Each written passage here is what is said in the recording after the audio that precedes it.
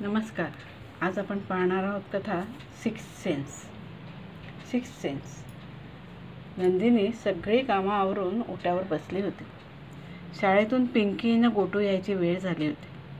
बाहेर उन्हाने हातपाय पसरले होते. ओटी बाहेरच्या इटुकल्या अंगणात मोती जीभ बाहेर काढून बसला होता. तोही मुलांची वाट पाहत होता. मोत्याने कान टवकारले. उठून उभा राहिला. नंदिनीने पाहिलं. वडाच्या झाडाकडून पायवाटेवर मुलं आली होती. हसत खिदळत होते. मोती शेपूट हलवीत पुढे गेला. गोटूच्या अंगावर चढू लागला. सगळे मित्र एकमेकांना टाटा करत पांगले. पिंकीने गोटू मोतीसह घरी आले. बाहेरच्या पिंपातल्या पाण्याने मुलांनी हातपाय तोंड धुतले व मुलं घरात आली. मोती दरवाजापाशी बसला. घरातनं खमंग वास येत होता. कांदा भजी, गोटू चित्कारला. माझी आवडती बटाटा भजी पण आहेत, आईच्या गळ्यात हात घालत पिंकी म्हणाली. गोटूने मोतीच्या पांढऱ्या डिशमध्ये मोतीला जेवायला वाढलं. शेंग बटाट्याचा रस्सा, वाफावलेला भात, गरमागरम भजी, कैरीच्या तिखट मीठ लावलेल्या करकरीत फोडी. आहा! मुलं आनंदाने जेवू लागली. थोड्याच वेळात दिनकर म्हणजे मुलांचे बाबा आले.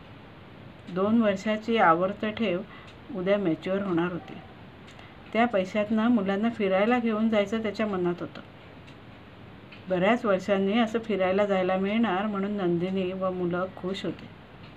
आठवडाभर बाहेर जायचं म्हणजे कपडे हवेत. मुलांचे ड्रेस, स्वतःसाठी 2 सुती ड्रेस, टोप्या, स्लीपर्स ही सगळी खरेदी करायची आणि येताना उदरभरणमध्ये जेवायचं न शहाळ्याचं आईस्क्रीम खाऊन यायचं. हा आईचा बेत मुलांनी उचलून धरला. दुसऱ्या दिवशी मुलं दुपारची कॅरम खेळत बसली होती. नंदिनीने मेडिकलमध्ये जाऊन प्रवासाकरिता काही जुजबी औषध गोळ्या खरेदी केल्या. आता बॅग काय ती फक्त भरणं बाकी होतं. मुलं बाबांच्या वाटेला डोळे लावून बसली होती. त्यांच्यासोबत मोतीही बसला होता. नंदिनीने दिनकरला जेवायला वाढलं. स्वयंपाकघरातली झाकपाक केली. मुलांना थोडं लवंडायला सांगितलं. मुलांनी बळेबळेच डोळे मिटले.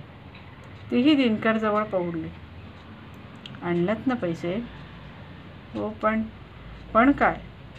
अगं कसं सांगू तुला, कामावर जाताना बबन भेटला, खालच्या आळीतला. त्याच्या मुलीला ॲडमिट केले हॉस्पिटलमध्ये. पोटाची कसली शस्त्रक्रिया करावी लागणार होती तिची. आपल्या पिंकीच्याच वर्गात आहे ना ते. हो, खरं बबन भाऊजींची प्रतीक्षा हल्ली बऱ्याचदा दांड्या मारायची. एवढ्या लहान वयात शस्त्रक्रिया म्हणजे आपण दोघं जाऊन बघून येऊ तरी. ते झालंच ग, जाऊ आपण बघायला. पण मी सांगतो ते ऐकून घे ना, मुलांचीही समजूत घाल, कारण आता माझ्याकडे तुम्हाला फिरायला न्यायला पैसे नाहीत. असं का म्हणताय? बँकेत का वाटेत कोणी? तसं काही नाही. अगदी वेळेवर पैसे घ्यायला निघणार इतक्यात बबन भेटला. मला म्हणाला, लेकीच्या शस्त्रक्रियेसाठी पैशांची नितांत गरज आहे. सख्ख्या बहिणीकडे मागायला गेलो होतो खरा, पण ती तरी काय दिल्या घरची. ती थोडीच नोकरी करते. दाजींकडे मागितले, पण म्हणाले पैशाचं बाजूस ठेवून बाकी काय बी बोला.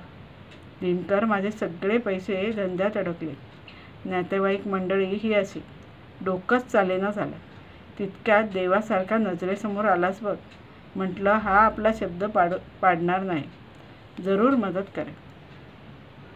मी थोडा विचारात पडलो, पण मग बबनच्या हातात हात देऊन म्हणालो, हक्कानं आलायस ना मदत मागायला.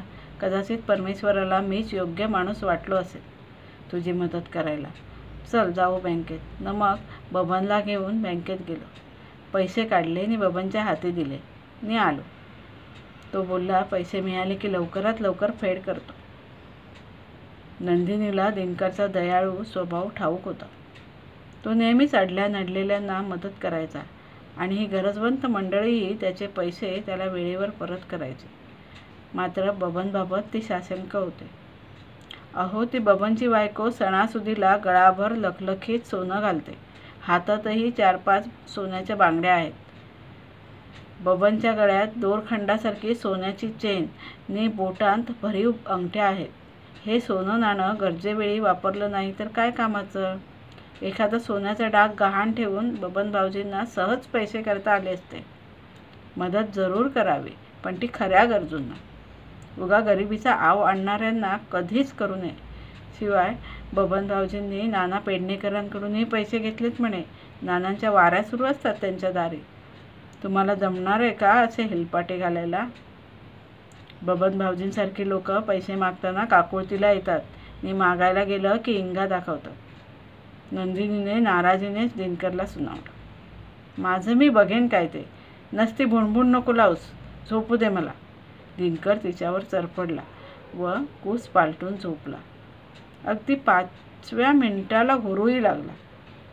नंदिनी मात्र बेडशीटची चुणी चिमटीने चुरगाळत वैतागत राहिली.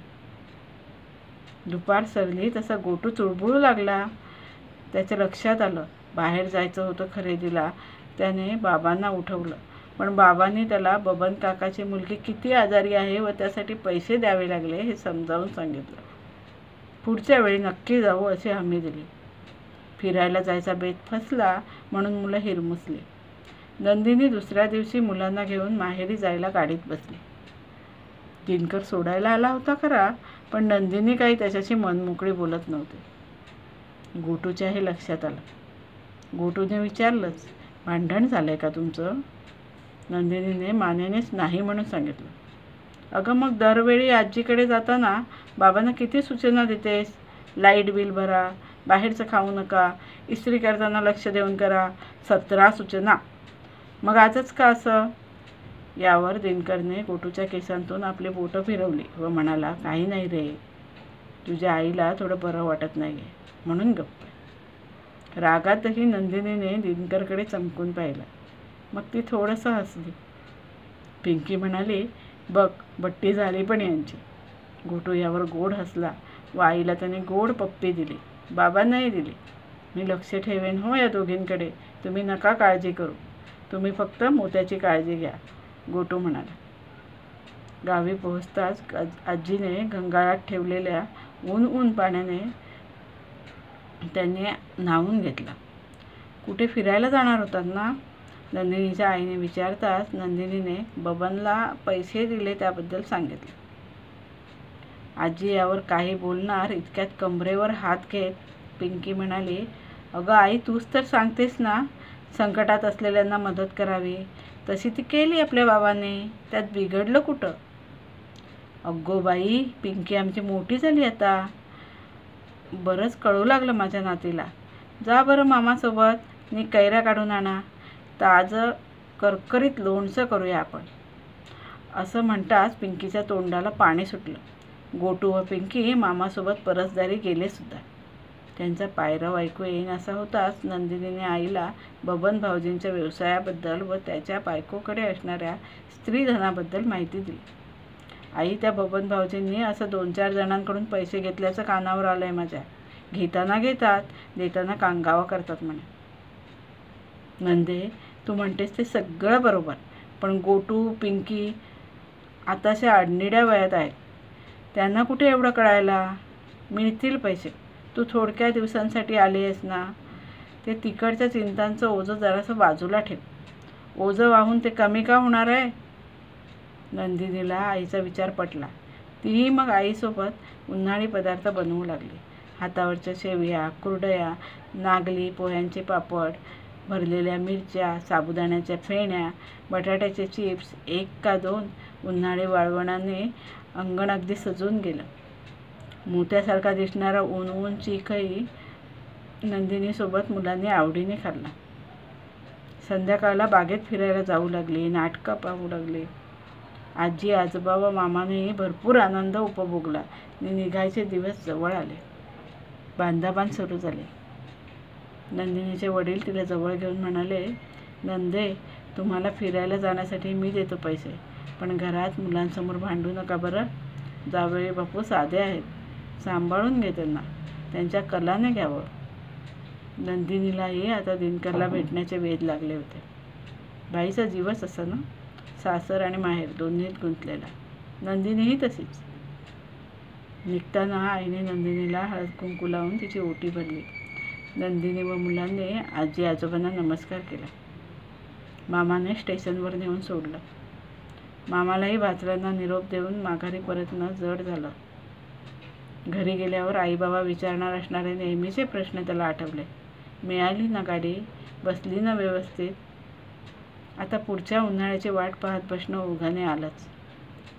स्टेशनवर दिनकर घ्यायला आला होता.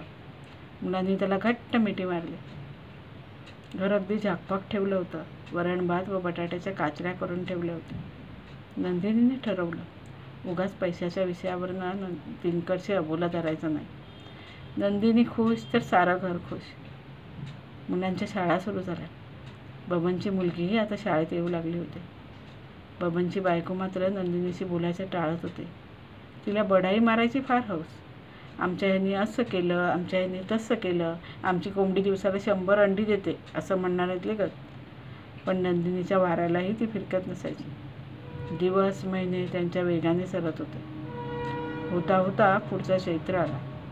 नंदिनी सहपरिवार गावी गेली. नंदिनीच्या भावाचं लग्न होतं. आईवडिलांना, भावाला आहेर, लग्नात घालायला मुलांना, दिनकरला कपडे, तिला 2 साड्या, बस्तीच्या पैशांना पुन्हा पाय फुटले. जून महिना लागताच घरी परतली. लवकरच पावसाचं आगमन होणार होतं. दिनकर मुलांच्या वह्या पुस्तकांना कवरं घालत बसला होता. इतक्यात घरमालक आले. गोटूंनी त्यांना बसायला खुर्ची दिली. नंदिनीने चहा पाणी आणून दिले. इकडच्या तिकडच्या गप्पा झाल्यावर घरमालकांनी मूळ मुद्द्याला हात घातला. म्हणाले, त्याचं काय आहे की आमच्या हिच्या नात्यातली कोणी मुंबईला राहावयास येत आहे. त्यांना खोली हवे, तेव्हा तुम्ही तुमची सोय महिनाभरात दुसरीकडे बघा. दिनकरने त्यांची फार मनधरणी केली. पण माझा नाईलाज आहे असं म्हणत ते आले तसे निघून गेले. मुलांच्या शाळा सुरू होणार होत्या. नवीन घर बघणं निकडीचं होतं. पुन्हा गावी जाणं तर शक्यच नव्हतं. नंदिनी दिनकरला म्हणाली, बबन भाऊजींना जाऊन भेटा, म्हणावा आता द्या आमचे पैसे, आम्हालाही गरज आहे. दिनकर आज जातो उद्या जातो करू लागला. शेवटी नंदिनीने एका सरत्या दुपारी पायात चपला चढवल्या व खालच्या आळीत गेली. बबनच्या घराचा दरवाजा उघडाच होता. नवीन रंगीत टीव्ही बाहेरच्या खोलीत दिसत होता व बबनची बायको शेजारणींशी गप्पा मारत टीव्ही कितीला घेतला, पैसे नगद दिल्याने कसा स्वस्त पडला हे सांगत होते. नंदिनीने दाराची कडी वाजवली तशी बबनची बायको बाहेर आली. नंदिनीस उंबराच्या आतही न घेता काय काम आहे असं विचारू लागली. नंदिनी ते पैशाचं एवढं बोलली खरी, पण बबनची बायको म्हणाली, नंतर या, हे घरी नाहीत, आणि पाठमोरी झाली. नंदिनी तिथे बसलेल्या शेजारणींसमोर तिचा अवमान करू शकली असती, पण तिची जीभ तसं करावयास जावली नाही. संस्कार आडवे आले. पुन्हा 4 दिवसांनी नंदिनी मुलीला सोबत घेऊन बबनकडे जायला निघाली. मोतीही त्यांच्या मागाहून चालत होता. मागे फिर म्हटलं तरी ऐकत नव्हता. करकरीत तिन्ही सांजेची वेळ होती ती. बबन ओटीवरच बसला होता. नंदिनी म्हणाली, भाऊजी, आम्ही तुम्हाला वेळाला मदत केली. आता आमच्यावर वेळ आली. राहतं घर सोडावं लागणार आहे. नवीन घर बघायचं आहे भाड्याने. त्याची अनामत रक्कम भरायची आहे. तेव्हा आमचे पैसे परत करा. बबन नंदिनीच्या अंगावरच आला. काय पळून चाललो की काय आम्ही तुमचे पैसे घेऊन? जरा तरी माणुसकी शिल्लक ठेवा. देण्यास करायसारखे काय येतात तिन्ही संजेला घरात? मोती बबनच्या अंगावर जोरात भुंकू लागला. नंदिनीचाही संयम सुटला.